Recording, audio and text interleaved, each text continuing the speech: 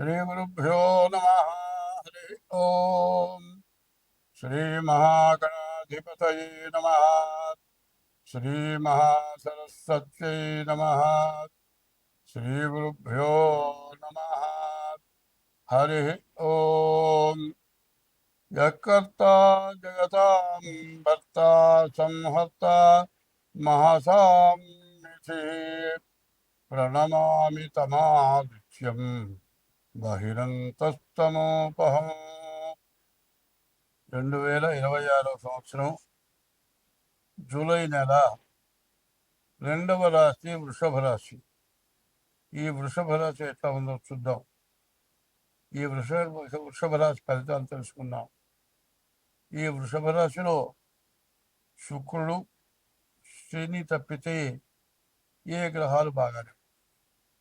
ఈ రాశికి కూడా కాల సర్పయోగం, కుజ దోషం ఇవన్నీ కూడా ఉన్నాయి. శని మాత్రం చాలా బాగున్నాడు. శని ఆల్రౌండర్. మీరు ఏది అనుకుంటే అది జరుగుతుంది. మీరు అనుకున్నది చేయగలుగుతారు. కానీ ఇప్పుడు ఉన్న గ్రహాలన్నీ కూడా బాగా లేకపోవడం చేత మీకు వచ్చిన డబ్బులన్నీ కూడా అనవసరంగా ఖర్చు అయిపోయి ఇంకా అప్పులు పడేటువంటి పరిస్థితి కనపడుతుంది. మీరు ఈ పరిస్థితికి కారణం ఏంటంటే వ్యవసాయదారులకు కానీ, చదువుకునే పిల్లలకు కానీ, వ్యాపారం చేసే వాళ్ళకి కానీ, ఉద్యోగం చేసే వాళ్ళకి కానీ, విదేశాల్లో ఉద్యోగం చేసే వాళ్ళకి కానీ చాలా ఇబ్బందులు, కష్టాలు, నష్టాలు ఎక్కువగా కనబడుతూ ఉన్నాయి. రాహుకేతువుల మధ్యలో గ్రహాలు పడ్డాయి. కుజుడు జన్మంలో పడ్డాడు. దీనివల్ల చేసే వృత్తి, ఆ ఉద్యోగం కానీ చేసే వృత్తి కానీ లేకుండా పోవటం, మీకు రావాల్సిన డబ్బులు రాకపోవటం, మీకు సంపాదన లేకపోవటం, ఇంట్లో ఖర్చులు పెరగటం, అనారోగ్యాలు రావటం, మరి రకరకాలైన బాధలు. ఏమి ఉండదు. 10 లక్షలు మనం తీసుకున్నాం, అన్నీ ఇచ్చేసాం, 10,000 మనం ఇవ్వాలి. ఆ 10,000కి చొక్కా పట్టుకుంటాడు. అదే 10 లక్షలు చేపకాస్త ఇచ్చాడు కదా, ఈ 10,000 ఎందుకు ఆపాడు? ఈ 10,000కి వడ్డీ కట్టాలని ఎందుకు చూస్తాడు? ఇస్తాడులే, ఇంత ఇచ్చినవాడు 10,000 ఇవ్వకపోతే పోనీలే అనే మనస్తత్వం రాదు. నీ పరిస్థితిని బట్టి, నీకున్న దోషాన్ని బట్టి ఆ 10,000 చొక్కా పట్టుకొని ముందు నా డబ్బులు ఇచ్చి కదులు అంటాడు. నడి రోడ్డు మీద అందరూ తెలిసిన వాళ్ళ మధ్యలో మరి అవమానం. ఎట్లాంటి అవమానం అంటే నలుగురిలోకి రాలేక ప్రాణం తీసుకునేంత బాధ వస్తుంది. అంత కొద్ది దానికి బాధ కలుగుతుంది. కొద్దిదానికే ప్రాణం తీసుకుందామనేటువంటి పరిస్థితి కూడా మనస్సుకు వస్తుంది. కానీ ఎప్పుడు ఎవరైనా సరే సుఖం వచ్చినప్పుడు ఆనందపడటం, కష్టం వచ్చినప్పుడు దుఃఖపడటం, కష్టం వచ్చినప్పుడు ఏదో ఒకటి చేసుకొని చచ్చిపోదామనుకోవటం, ఇట్లాంటి పద్ధతులు ఎవరికి కూడా మంచిది కాదు. ఎందుకంటే ఆగామి, సంచిత, ప్రారంధాలు 3 ఉన్నాయి. ఈ 3 రకాలు కూడా ఎట్లా ఉంటాయంటే, మనం పూర్వజన్మలో చేసుకున్న పాపం కానీ, పూర్వజన్మలో చేసుకున్న పుణ్యం కానీ, ఈ జన్మలో చేసుకున్న పాపం కానీ, ఈ జన్మలో చేసుకున్న పుణ్యం కానీ, పుణ్యానికి మంచి ఫలితాన్ని పొందుతావు, పాపానికి చెడు ఫలితాన్ని పొందుతావు. మంచి వల్ల వచ్చిన మంచి ఫలితం కోసం ఆనందపడి, చెడు ఫలితం కోసం దుఃఖపడి ఆత్మహత్యలు తీసుకోవటం, ప్రాణాలు తీసుకోవటం, ఇట్లాంటి వాళ్ళు చాలామంది చేస్తూ ఉన్నారు. ఇట్లాంటివి ఇది చాలా తప్పు. ఎప్పుడైతే ధర్మశాస్త్రం ఎట్లా చెప్పిందంటే, అదే కిందకు చూసి నడవరా అంటారు. వెళ్ళేవాడు పైన చూస్తాడు, నా అంత వాళ్ళు పైన అటు ఇటు చూస్తూ ఉంటాడు. కింద నేల మీద ఏముందో చూడరు. అట్లాగే బాగున్నప్పుడు అహంకారపడి ఎవరిని లెక్క చేయకుండా ఉండటం, తర్వాత కష్టం వచ్చినప్పుడు ఎవరితో మాట్లాడలేకపోవటం, ఎవరి సహాయం తీసుకోలేకపోవటం, ఇట్లాంటి సమస్యలు వస్తూ ఉంటాయి.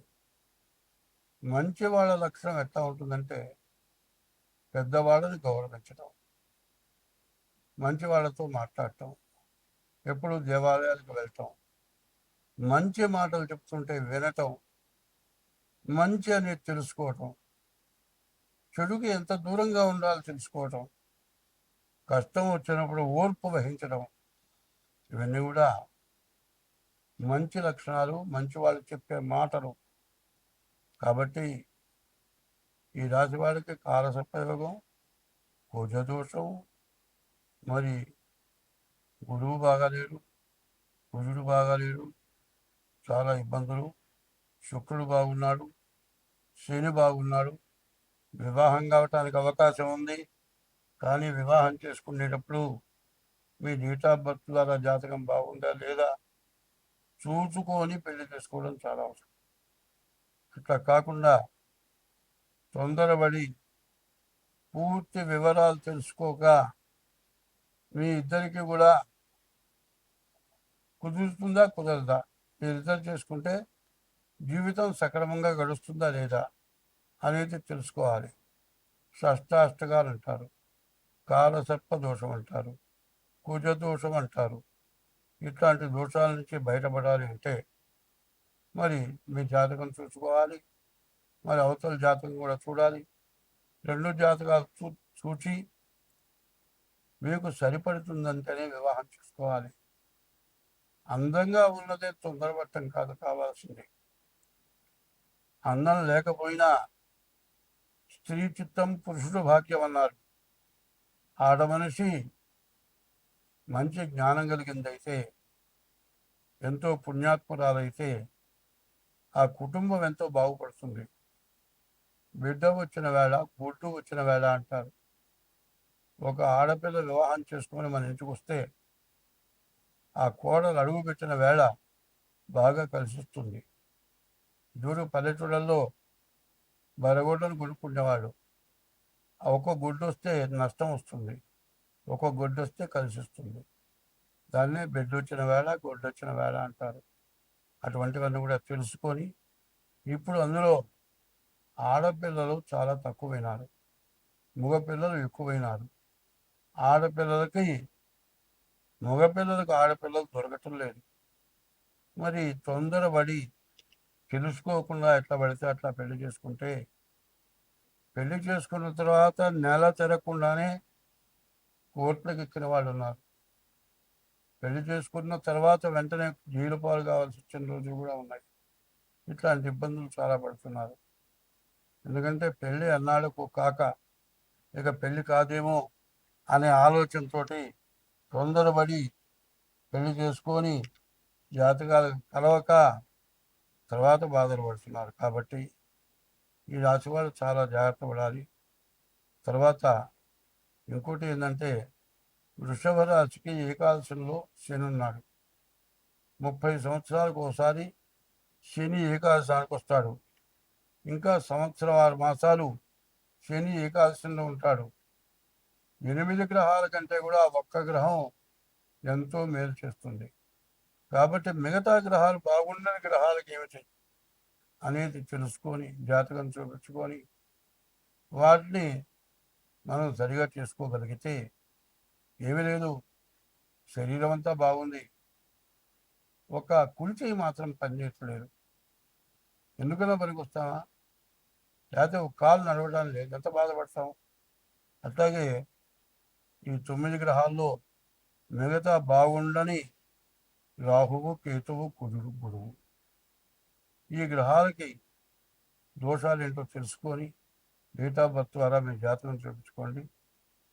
మీకు అన్ని విధాలా బాగుంటుంది. స్వస్తి.